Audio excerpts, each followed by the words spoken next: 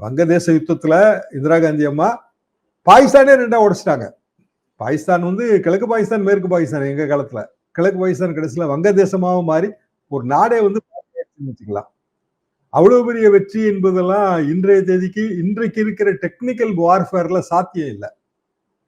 நான் சொன்ன ஆரம்பத்துல சொன்ன 1 மாசம் சொச்சம்லாம் போர் இப்ப நடக்காது. ஆனா உக்ரைன், ரஷ்யா எவ்வளவு பெரிய நாடு. உக்ரைன் யுத்தம் தொடங்கும் போது 3 நாள்ல முடிஞ்சிரும், 2 நாள்ல முடிஞ்சிரும் தான் உலக பத்திரிகை எல்லாம் கணிச்சது. நடந்துகிட்டே இருக்குங்க. 1 வருஷம் தாண்டி ஓடுது. என்ன காரணம்? உக்ரைனுக்கு உதவி செய்யறவங்க அதை சுத்தி இருக்கிறவங்க. இப்ப பாகிஸ்தானுக்கு உதவி செய்யறது சீனா, மிகப்பெரிய நாடு. சீனா வந்து பாகிஸ்தானை தனது பரிசோதனை களமாகவும் பயன்படுத்தும். பாகிஸ்தான் இன்றைய தேதிக்கு ஆயுத கையிருப்பு எல்லாம் ஒரு 4 நாளைக்கு தான் இருக்கும். உக்ரைன் போருக்கே அவங்க ராணுவ தளவாடங்களை எல்லாம் வித்துட்டாங்க.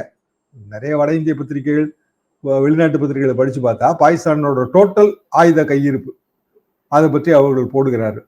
அதாவது பெரிய அளவுக்கான வானில் பறக்கிற ஆயுதம் அதெல்லாம் இல்லாம தரைப்போருக்கு ஆயுதம் தேவை இல்லையா, வெடிமருந்துகள், பீரங்கிகள், அதை அவங்க போடும்போது இவங்க உக்ரைனுக்கு நிறைய வந்து சேல் பண்ணிட்டாங்க. அவங்ககிட்ட அந்நிய செலவணி இல்லை, உக்ரைனுக்கு சேல் பண்ணாங்க பிற நாடுகள் வழியாக. அதுல அவங்ககிட்ட சொந்த ஆயுத கையிருப்பு இல்லை.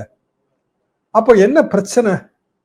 சொந்தமா நம்ம கிட்ட வந்து ஆயுத கையிருப்பு இல்லை அப்படின்னா நம்ம போற 2 நாள்ல முடிவு கொண்டு வரணும்னா விபரீதமான முடிவுகளை வந்து அந்த நாடு எடுத்துரும். உதாரணமாக அணு ஆயுதம். அப்படியான விபரீதமான முடிவு ஏற்படும் போது எல்லாருக்குமான ஆபத்தா முடிஞ்சிடும்.